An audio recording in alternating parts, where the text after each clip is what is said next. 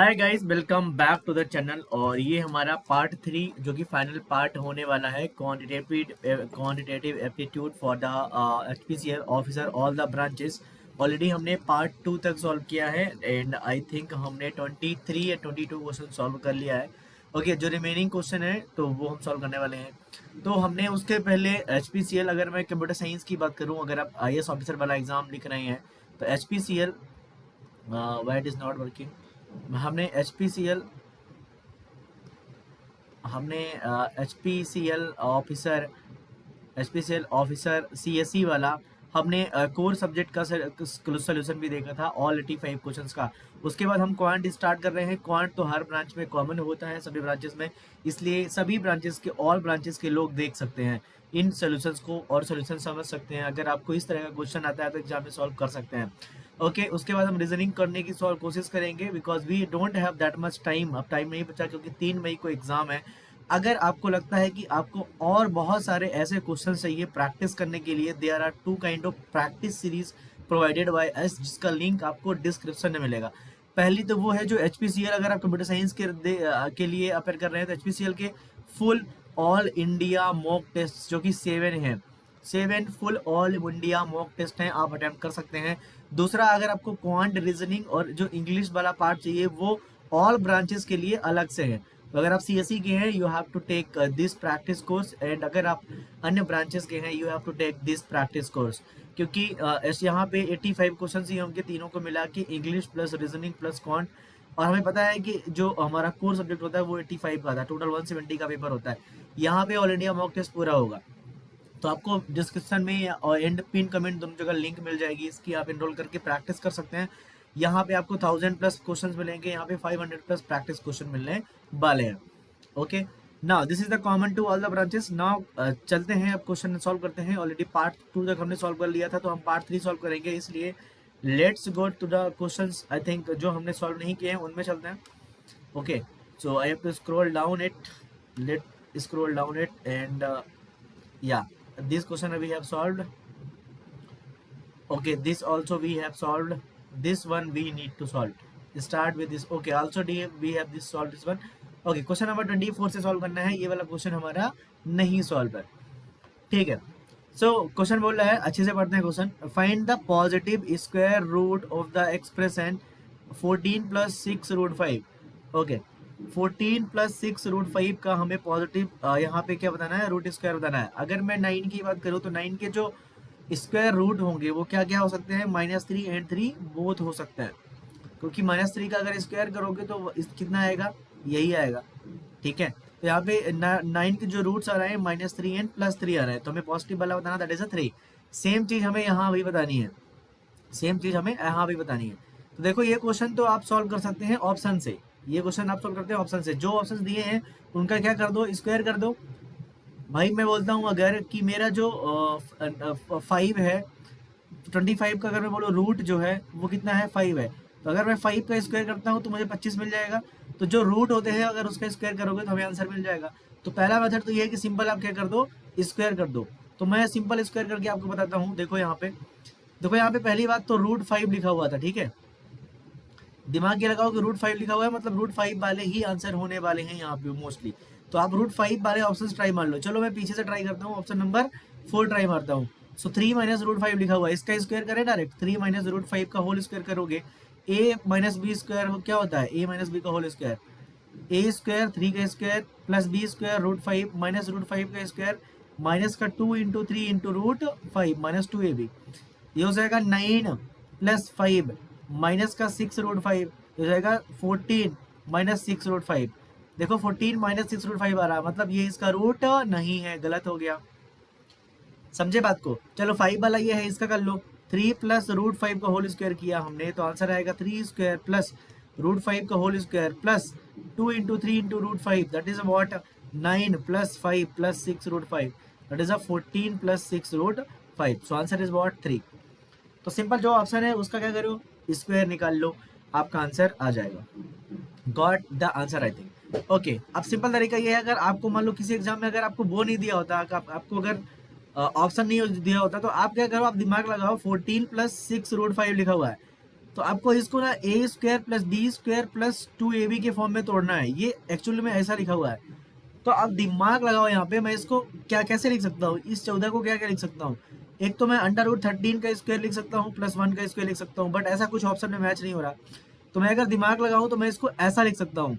इसको अगर मैं 3 का स्क्वायर लिखूँ प्लस √5 का स्क्वायर लिखूँ और इसको ऐसा लिखूँ 2 इंटू 3 इंटू √5, तो ये हमारा a कितना हो जाएगा, a इज इक्वल टू 3 हो जाएगा, b इज इक्वल टू कितना हो जाएगा, √5 हो जाएगा। तो आंसर क्या हो जाएगा, a प्लस बी का होल स्क्वायर होता है ये, तो आंसर हो जाएगा a3 प्लस √5। समझे बात को? तो रिवर्स वाला मेथड नहीं सॉल्व करना, आप बहुत दिमाग लगानी पड़ सकती है, क्योंकि आपको प्रैक्टिस नहीं रहेगी, आपको सीधा ऑप्शन से ही कर लेना है। Okay, this is the question number 24। Okay, question number 25 पढ़ते हैं। तो जो यहाँ पे आप देख सकते हैं जो क्वेश्चन आते हैं वो आपको सारे क्वेश्चन तो सॉल्व नहीं करना है। देखो 34 में से आप 20 क्वेश्चन ही सॉल्व का टारगेट करके जाना, क्योंकि आपके पास टाइम नहीं रहेगा। तो आप 18 to 20 क्वेश्चन ही सॉल्व कर सकते हैं, या कि आप 50% क्वेश्चन ही आपको सॉल्व हो पाएंगे, क्योंकि वहाँ पे 1 मिनट से भी कम टाइम है आपको हर क्वेश्चन के लिए, समझ लेना आप। ठीक है, तो क्वांट और रीजनिंग आपका ज़्यादा टाइम लेगा, और जो कोर सब्जेक्ट है उसमें भी तो टाइम लगना ही लगना है। ठीक है, तो you got the answer, I hope you got the answers. Okay, चलो तो क्वेश्चन नंबर 25 सॉल्व करते हैं। A dealer used a faulty weighing machine. Okay, वो फॉल्टी वेइंग मशीन यूज करते हैं, मतलब गलत तराजू है। And measured 950 gram instead of 1 kg and claims he sells his goods at cost price, his profit percentage is. Okay, so कितना profit कमा लेगा वो बताना है हमें। ठीक है, तो देखो वो ये बोल रहा है कि उसने कोई भी चीज़ जो खरीदी है, देखो सिंपल चीज़ ये है कि अगर 1 kg उसको बेचना था तो उसकी जगह वो 950 ग्राम ही बेच रहा है। मतलब अगर किसी को 1000 ग्राम अगर देना था तो वो दे कितना रहा है, 950 ग्राम दे रहा है। मतलब उसको प्रॉफिट कितने का हो रहा है, 50 ग्राम का हो रहा है। और वो बोल रहा है कि वो खरीदी हुई कॉस्ट प्राइस पे ही बेच रहा है, मतलब कॉस्ट प्राइस कितना बता रहा है, वो 950 ग्राम बता रहा है। समझे बात को? तो यहाँ पे जो हमारा परसेंटेज प्रॉफिट होगा वो कितना हो जाएगा, जो उसको बेचना चाहिए कितना, 1000 ग्राम बेचना चाहिए, लेकिन वो बेच कितना रहा है, 950 ग्राम बेच रहा है। ठीक है, तो हमारे पास जो प्रॉफिट हुआ 50 ग्राम का हुआ। अगर परसेंटेज निकालोगे तो कितना हो जाएगा, 50 इंटू 100 डिवाइड बाई 950। 950 क्यों, क्योंकि वो 950 को कॉस्ट प्राइस बता रहा है। इसको सॉल्व करेंगे आप तो ये हो जाएगा 500/95। इसको सॉल्व करें आपको आंसर मिल जाएगा। ठीक है, I think this will be the answer. So this is very easy, quite easy question. Okay, 25, I hope you got the answer. Okay, question number 26 पे आते हैं। A vendor earns 25% profit on selling his goods eight 2355। The cost price of the goods is. Okay, so cost price less, हमें पता है कि selling price minus cost price होता है, वो होता है क्या, प्रॉफिट होता है। समझे बात को? तो सेलिंग प्राइस कितना दिया हुआ है, 2355 दिया हुआ है, माइनस सेलिंग प्राइस को x मान लो is equal to profit. And profit कितना दिया हुआ है, प्रॉफिट दिया हुआ है 25%। ठीक है, सो परसेंटेज प्रॉफिट बराबर क्या हो जाता है, जितना प्रॉफिट हुआ into 100 divide by cost price, that is x। तो यहाँ पे कितना हुआ है प्रॉफिट, बताओ, 25% हुआ है प्रॉफिट, ये बोल रहे हैं। ठीक है, तो यहाँ पे ये 25 है परसेंटेज प्रॉफिट, तो 25 सेंट को मल्टीप्लाई करो तो कितना हो जाएगा, 4 हो जाएगा। So x is equal to 4 times of p हो जाएगा। वैल्यू यहाँ पे पुट करेंगे x की, तो यहाँ पे आपको क्या मिल जाएगा, p मिल जाएगा। सो हमें क्या निकालना है, basically we have to calculate the x value because x is the cost price. So p is equal to x by 4, तो 2355 minus x is equal to p बराबर कितना दिया है, यहाँ पे हो जाएगा x bye 4। Got it? So 2355 is equal to x by 4 plus x. So if you are going to solve 355 is equal to 5x by 4. So इसको solve करो गणित से, x बराबर कितना हो जाएगा तुम्हारा, 4 इंटू 355 डिवाइड बाई 5। इसको निकालो, और x क्या है तुम्हारा, कॉस्ट प्राइस है। बहुत ही सिंपल क्वेश्चन हो गया ये। ठीक है, तो हमें याद क्या रखना है, हमें रखना है कि जो प्रॉफिट होगा वो कितना होगा, selling price minus cost price होगा। जो लॉस होगा वो cost price minus selling price होगा। और जो परसेंटेज हमारा प्रॉफिट या लॉस निकालेंगे तो कितना हो जाएगा, प्रॉफिट और loss into 100 divide by cost price पे ही हमेशा क्या निकालते हैं, हम प्रॉफिट और लॉस निकालते हैं।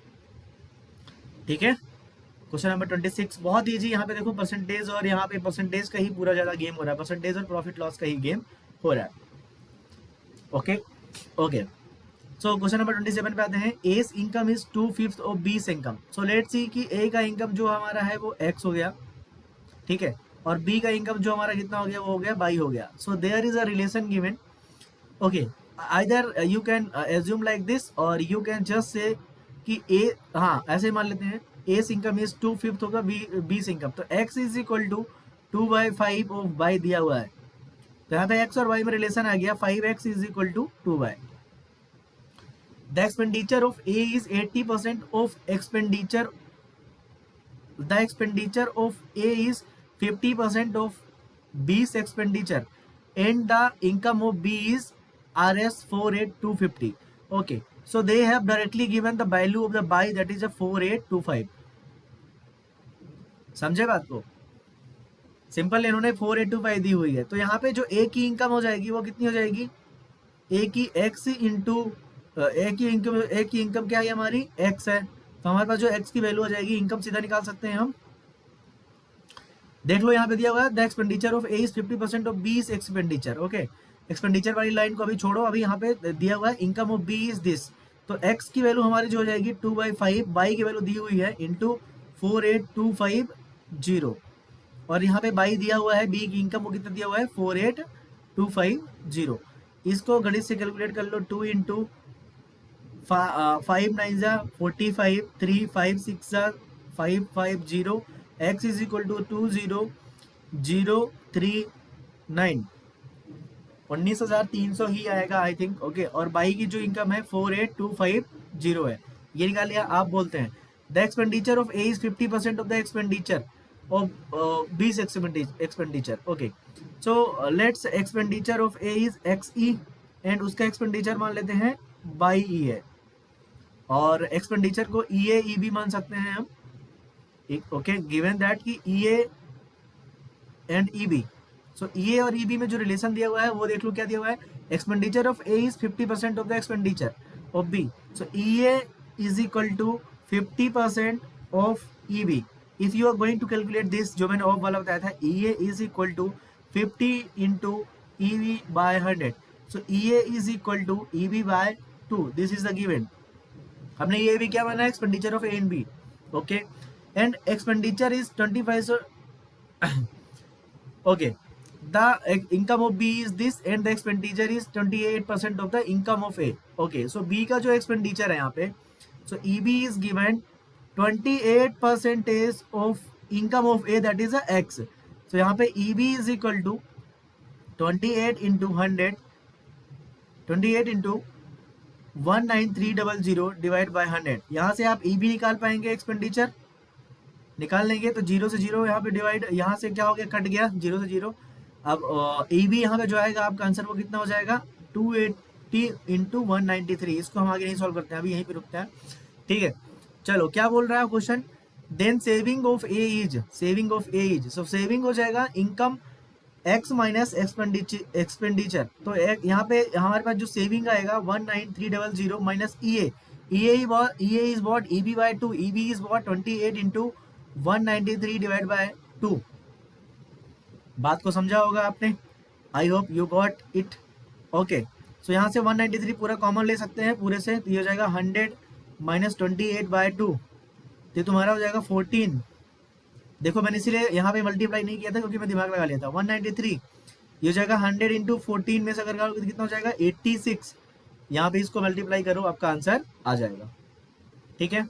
तो हमने कुछ गड़बड़ी नहीं की ना, यहाँ पे कैलकुलेशन में देख लेना। हमें क्या करना था basically, we have to do what, हमें ए की इनकम निकाली, एक्स निकाल ली, बी की इनकम निकाल ली, बाई निकाल ली, ठीक है। एक्सपेंडिचर ऑफ ए निकाल लिया, E A E B given relation से। हमें आंसर में बताना था x minus E A, that is our answer. थोड़ा कैलकुलेशन मिस्टेक देख लेना अगर हो गई होगी तो, बाकी जो मेथड मैंने बताई है उसी तरह आपको सॉल्व करना है। पहले हम एक्स वाई में रिलेशन फ्रेम किया, ई ए बी में रिलेशन फ्रेम किया, और फिर हमने आंसर निकाल लिया। बूढ़ा भाग थोड़ा सा मैथमेटिक्स में डिस्टर्बेंस हो सकता है, ठीक है। Question number 28, the factorisation of the equation this is, तो हमें यहाँ पे इसका फैक्टर बताना है 2x² plus 7x plus 6 is equal to 0। ये तो बहुत ही बेसिक क्वेश्चन हो गया 10th लेवल का। तो हम क्या करते हैं, इन दोनों का मल्टीप्लाई करते हैं, इन दोनों का जो कॉफिशिएंट होता है इन दोनों का मल्टीप्लाई करोगे तो कितना आ जाएगा, 12 आ जाएगा। अब हमें इसको ऐसे नंबर में तोड़ना है ए प्लस बी में कि उन दोनों का सम कितना है, 12 आए, और मल्टीप्लाई कितना है ए बी का, उन दोनों का सम कितना है, 7 आए, और मल्टीप्लाई करने पे 12 आए। तो ऐसे कौन से नंबर है, 4 और 3 है, simple. 2x square plus 4x plus 3x plus 6, simple. यहाँ से मैं इसको एक पार्ट बना लेता हूँ, इसको एक पार्ट बना लेता हूँ। सो मैं यहाँ इसको 2x बोल दूँ, क्या बोल सकता हूँ, तो यहाँ से कॉमन ले लिया तो x प्लस कितना बचा 2 बचा, प्लस यहाँ से 3 कॉमन ले लिया तो कितना बचा, x प्लस 2 बचा। इस पूरे ओवरऑल से x प्लस 2 निकाल लूँ मैं, x प्लस 2 पूरे ओवरऑल से निकाल लिया तो कितना बचा, 2x प्लस 3 बचा। x plus 2 2x plus 3 is the answer, this one. Okay, this one is a very easy question. Question number 29 पे आते हैं। What annual installment bill discharge a debt of Rs 1431 due in 3 years at the simple 6% simple interest? Okay, तो ये simple interest वाला formula है। So okay, so here see that total debt is given, A is equal to 1431, time 3 years का दिया है, rate of interest 6% per annum है। X हमें निकालना है कि एनुअल इंस्टॉलमेंट कितनी बनानी पड़ेगी कि 6% रेट पे 3 साल में हमें 1431 ही देना पड़े। सो यहाँ पे देखो, the amount due to the end of the period is the sum of the instalments plus the interest earned of these instalments until the end of the period. The formula to be annual instalment is, तो हमें annual instalment ए अगर निकालना है, हमें ए नहीं हमारे पास X निकालना है। A is equal to N X plus R X by 100 होता है इंटू एन माइनस 1/2। ये this is the very simple formula, आप इसको याद कर सकते हैं अगर आपको सिंपल इंटरेस्ट में निकालना है। अच्छा, जो कंपाउंड इंटरेस्ट का था हमने कल देखा था, यहाँ पे सारी वैल्यूज पुट करेंगे, आपका आंसर 450 आ जाएगा। ठीक है, आई hope you got the answer. तो आप सिंपल फॉर्मूला यूज करके हमें आंसर निकालना है। ठीक है, बाकी आप मेथड यूज करेंगे अगर, तो मेथड से बहुत लंबा बढ़ जाएगा और आपका टाइम वेस्ट हो जाएगा, तो फॉर्मूला आपको याद रखना है। क्वेश्चन नंबर 30 पे आते हैं। A family wishes to attend the party 150 kilometre away. तो यहाँ पे होम है, यहाँ पे पार्टी हॉल है, जहाँ जिसकी डिस्टेंस कितनी है, 150 किलोमीटर है। ठीक है, they travel at 50 kilometre per hour and return 70 kilometre per hour. Their average speed for the whole journey is, again average speed निकालना है, मतलब total distance divide by total time. तो एवरेज अगर बात करें तो टोटल डिस्टेंस कितनी हो जाएगी, बताएं हमें। टोटल डिस्टेंस 150 जाना प्लस 150 आना, इतना हो जाएगा। गए और भाई आए भी तो इतना हो गया। टाइम 1 जाने में टाइम कितना लगेगा, बताएं हमें। 150 divide bye 50 kilometre per our है, ये किलोमीटर है, देखो किलोमीटर से किलोमीटर कट गया, आवर ऊपर चला गया, T1 हो गया हमारा 50 इंटू 3 प्लस आने में टाइम कितना लगेगा guys, T2 is equal to 150 divide by 75 that is 2। ये हमारा कितना आ गया, 300/5, आंसर क्या है 60। याद रखें, जब भी एवरेज निकालना है total divide by total units, total distance total time. Got the answer, okay. Question number 31 पे आते हैं। The number of 5 digits number that can be formed by the digits 2 2 3 3 and 4 4 is, okay. So हमें बताना है कि 5 digit की number कितनी बना सकते हैं। तो हमारे पास नंबर्स कितने हैं, 2 है 3 है 4 है। तो 5 नंबर को अरेंज करने का तरीका कितने तरीके से हो सकता है, 5 फैक्टोरियल का। अगर आप बात करें 1 2 3 4 5 से जो नंबर बनेंगे कितने बनेंगे, 5 फैक्टोरियल बनेंगे, दैट इज 120 नंबर्स बनेंगे।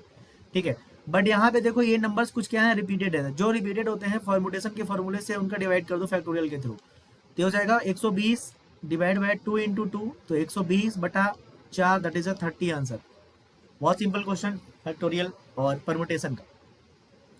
ठीक है, तो ये बहुत ही इजी क्वेश्चन था बोल सकते हैं। ओके, क्वेश्चन नंबर 32 समझते हैं और सॉल्व करने की कोशिश करते हैं। The length of a train is 100 metre more than the length of the platform. Okay, so A की लेंथ अगर ए माने और प्लेटफॉर्म की पी माने, तो A is equal to given 100 more than the platform the length, platform grade, p plus 100 is given. This is the one equation that they have given. What is the time taken by train A to cross train B traveling in the opposite direction if the speed of train is 70 km per घंटे and the speed of the train A is 50 km per hour and the time taken by train A to B cross the same platform is, and time taken by train A and B to cross the same platform is 24 seconds and 34 seconds. Okay, so remember that they are what they are asking. They are asking what the time taken by train A to cross train B. Okay, so हम मान लेते हैं कि train और train B को cross करने में कितना टाइम लगेगा। तो देखो यार, अब वही डायरेक्शन में दिया है लेकिन इनकी कोई डिस्टेंस यहाँ पे नहीं दी हुई, कितने डिस्टेंस है। तो हम मान लेते हैं कि एक हमारे पास ट्रेन ए यहाँ पे खड़ी है और एक ट्रेन बी हमारी यहाँ पे खड़ी है, और ये लेंथ कितनी है, प्लेटफॉर्म की लेंथ है। ठीक है, समझे बात को।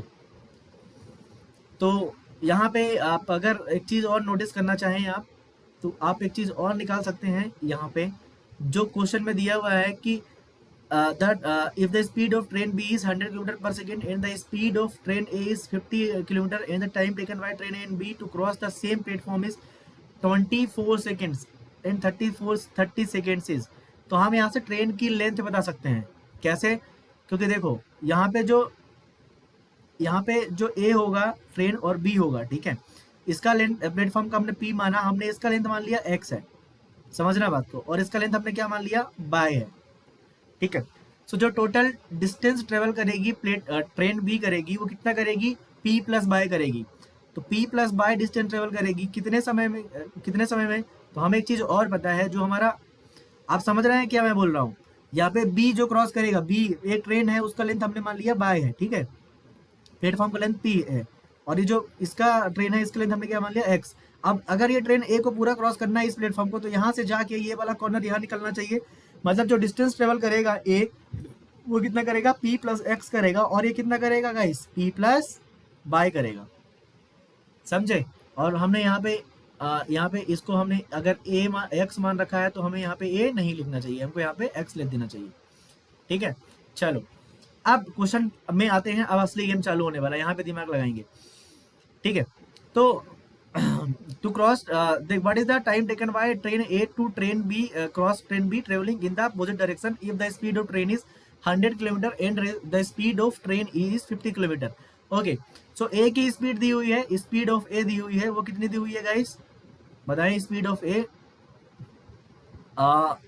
Is speed of train B 70 kilometre per घंटा and speed of train is 50 kilometre per hour दी हुई है, 50 किलोमीटर पर आवर दी हुई है। ठीक है, स्पीड ऑफ बी कितनी दी हुई है, 70 किलोमीटर पर आवर दी हुई है। तो आप अगर इसको मीटर पर सेकेंड में कन्वर्ट करेंगे तो 50 इंटू 10 क्यूब, और घंटे को हमने पहले मिनट में कन्वर्ट किया, फिर हमने किस में कन्वर्ट किया, सेकेंड में। यहाँ पे भी S B is equal to हो जाएगा 70 into 10 cube divide by 60 into 60, समझे बात को। चलो, तो ये बोल रहा है कि जब ट्रेन भी प्लेटफॉर्म, इस पूरे प्लेटफॉर्म को क्रॉस करता है उसके लिए टाइम कितना लग रहा है गाइस, देखें यहाँ पे। सो टाइम ए कितना लग रहा है प्लेटफॉर्म को क्रॉस करने में, यहाँ पे मैं लिख देता हूँ 24, और टाइम बी लिख रहा है यहाँ पे कितना लग रहा है, 36। ओके, तो टी ए कैसे निकालेंगे, S A divide by V A, velocity sorry distance कितनी है, टी ए कितना डिस्टेंस ट्रेवल करेगा, x plus P divide by speed of A. So T A कितना है 24 सेकेंड, एक्स प्लस बी निकालना है, ऐसे कितना है यहाँ पे, ऐसे हमारा है 50 into 10 cube divide by 60 into 60, ये है हमारा। ठीक है, तो यहाँ पे हमारा जो इक्वेशन बन के आ रहा है एक, ये बहुत खतरनाक इक्वेशन बन के आ रहा है, एक्स प्लस पी हमने भी कैलकुलेशन नहीं की है, क्यों नहीं की है वो समझ में आएगा, 24 into 50 into 10 cube divide by 60 into 60। Okay, दूसरा इक्वेशन बनेगा by plus P is equal to हमारा 36 into 70 into 10 cube divide by 60 into 60। Got it. Okay, so मैं यहाँ अगर x की वैल्यू p प्लस 100 यहाँ पे पुट कर देता हूँ, then we can get the answer. x की वैल्यू p प्लस 100, तो p plus 100 plus p is equal to, इसको कैलकुलेट करो मीटर में आ जाएगा ये पूरा, तो 0 से 0 कट गया ये, ठीक है। और यहाँ पे अगर और देखो आप तो ये 24 लिख सकते हो, इसको एक 0 और कम कट गया तो ये 2 स्क्वायर बन गया, 24 इंटू 2 स्क्वायर बचा, प्लस ये हमारा 4 हो गया। ठीक है, ऐसे पूरा काट लो पहले, फिर यहाँ पे सॉल्व करो इसको, ये हमारा 4 हो गया। ठीक है, ये 0 कट गया, यहाँ पे 10 स्क्वायर बचा, ये 0 कट गया, ये 0 0 से कट गया, ये 0 कट गया इससे। ठीक है, तो हमारा आंसर आ गया x प्लस 2p हो जाएगा, क्योंकि यहाँ एक और p था हमारा, हमने पुट किया x की जगह p, तो 2p plus 100 is equal to 4 into 5 into 10 square divide by 6 है अगेन। ठीक है, तो इसको अगर आप इधर ले जाएंगे और सॉल्व करने की कोशिश करेंगे 6 को, तो ठीक अभी इसको काट सकते हो 2 से, तो 2 हो जाएगा, 3 हो जाएगा, 6p plus 300 is equal to हो जाएगा 10 प्लस 10 स्क्वायर। देखो 6p प्लस 300 की वैल्यू जो आ रही है वो कितनी आ रही है यहाँ पे, 1000, 6p is equal to 1000 minus 300 आएगा, 6p इज इक्वल टू कितना आ रहा है, 700 आ रहा है। हमें आंसर ये बताना था, हमें बताना है कि A and B cross, what the time taken by a train to cross train B travelling the opposite direction. तो हमें यहाँ पे देखो हमारा वैसे पी आ गया, जब हमारे पास पी आ गया तो एक्स और बाई की वैल्यू हो जाएंगी, एक्स और बाई की वैल्यू हो जाएगी, दोनों की लेंथ आ जाएगी, ठीक है। तो हमें क्या बताना है कि ए बी को क्रॉस करने में कितना टाइम लगेगा। अब ए यहाँ पे है, बी यहाँ पे है, ठीक है। अब दिमाग लगाओ, यहाँ पे जो हमारा ए का स्पीड है वो कितना है, 50 किलोमीटर पर आवर है, और बी का स्पीड जो है 70 किलोमीटर पर आवर है, ठीक है। तो यहाँ पे ऐसा कर सकते हो, इस ट्रेन को आप रोक दो। अगर आप इसको रोकोगे मतलब आप इसको रोक दोगे, मतलब इसकी स्पीड दोनों में 50 माइनस करोगे तो इसका 0 हो जाएगा, और इसका कितना हो जाएगा, 20 किलोमीटर पर आवर से हो जाएगा। Now you have to calculate it कि ये जो पी था और एक्स था, इसको कवर करने में, और यहाँ पे by x plus P plus by cover करने में कितना टाइम लगेगा। तो हमें एक्स और बाई और पी की वैल्यू निकाल लेना है, फिर सॉल्व करना है, ठीक है। तो ये कॉन्सेप्ट हमें यूज करना है इस पर्टिकुलर क्वेश्चन में। तो ये इसको आप खुद सॉल्व कर लेना, बहुत लेंदी जा रहा है इसलिए मैं सॉल्व नहीं कर रहा हूँ। ओके, आंसर मुझे कमेंट में बता सकते हो। क्वेश्चन नंबर 33 सॉल्व करते हैं। तो ये क्वेश्चन जो था, ये क्वेश्चन जैसे ऐसा अगर 32 वाला आता है तो इन्हें आप छोड़ देना एग्जाम में, ज्यादा बेटर होगा, क्योंकि ऐसे क्वेश्चन बहुत लेंदी हो जाते हैं, ठीक है। सॉल्व करना है। A cylinder has total surface area 699 centimeter square and circumference 88 centimeter। तो find its volume. So volume मतलब पाई आर स्क्वायर एच हमें बताना है। कैसे, क्योंकि ये सिलेंडर हो गया, इसका वैल्यूम कैसे बताओगे। हाइट हमारी एच होती है, और ये जो एरिया होता है pi square H, area into height ही तो निकालते हैं। एरिया कितना हो जाएगा, पाई स्क्वायर इंटू एच। तो हमारे पास वैल्यूम आएगा पाई स्क्वायर एच, जो कि हमें बताना है।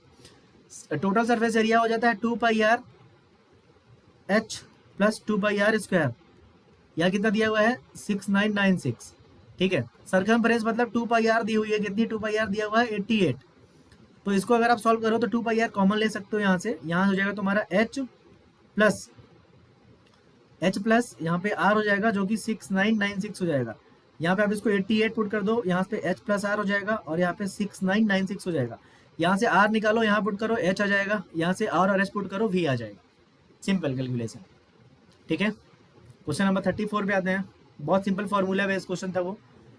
An automobile necessary cost RS 5825। तो कॉस्ट प्राइस दिया हुआ है जो ऑटोमोबाइल एक्सेसरीज का वो है 5825। A customer requested a discount of the 18% in addition to the discount of 15% already offered. The cost price these discounts will be. The cost after these discounts will be. Okay, तो हमारा जो cost price है, cost price उसमें हम पहले कितना discount दे रहे हैं, 5825 का कितना परसेंटेज दे रहे हैं, देखिए यहाँ पे दिमाग लगाइए। सो 5825 में पहले हम डिस्काउंट दे रहे थे कितना परसेंटेज, 5%, ठीक है। तो जो डिस्काउंट नंबर 1 हो गया, तो डिस्काउंट नंबर 1 हमारा कितना हो गया बताएं, यहाँ से कैलकुलेट करें तो ये हो जाएगा 20, ठीक है। 52825 डिवाइड बाई 20, ये हमारा डिस्काउंट 1 हो गया, ठीक है। इसको आप कैलकुलेट कर लेना। नाउ जब हमने 5% आफ्टर 5% डिस्काउंट, हमारा कॉस्ट प्राइस कितना बनेगा 5825 माइनस, अच्छा 5825 है, मैंने यहाँ पे 2 क्यों लिखा दोबारा, minus 5825 divide by 20। Now cost price is what, यहाँ पे देखो कॉस्ट प्राइस हो जाएगा 5825 19/20, ये हमारा आप कॉस्ट प्राइस बन चुका है। अब इस पे हमें 18% अगेन डिस्काउंट देना है, अगेन डिस्काउंट देना है। तो इसमें हमने 18% अगेन डिस्काउंट दे दिया, तो ये हमारा डिस्काउंट 2 हो गया, ठीक है। डिस्काउंट 2 आ गया 18% देने के बाद। अब डिस्काउंट 2 में जो कॉस्ट प्राइस बची थी वो डिस्काउंट 2 माइनस कर दो, तुम्हारा आंसर आ जाएगा। समझे बात को। तो हमारा जो कॉस्ट प्राइस स्टार्टिंग था ये था, फिर हमने डिस्काउंट दिया कितना 5%, तो डिस्काउंट नंबर 1 इतना आया। अब cost price CP minus D1 किया, तो हमारा ओरिजिनल कॉस्ट प्राइस अब आ गया। अब इसमें से फिर हमें 18% फिर देना है, उसको माइनस कर दो जो कॉस्ट प्राइस कैलकुलेट किया था हमने उसमें, then you will get the answer. Okay, I think all the quant questions I have solved. Even though मुझे फीवर है फिर भी मैंने ये कोशिश की है आपके सामने क्वेश्चन सॉल्व करने के लिए।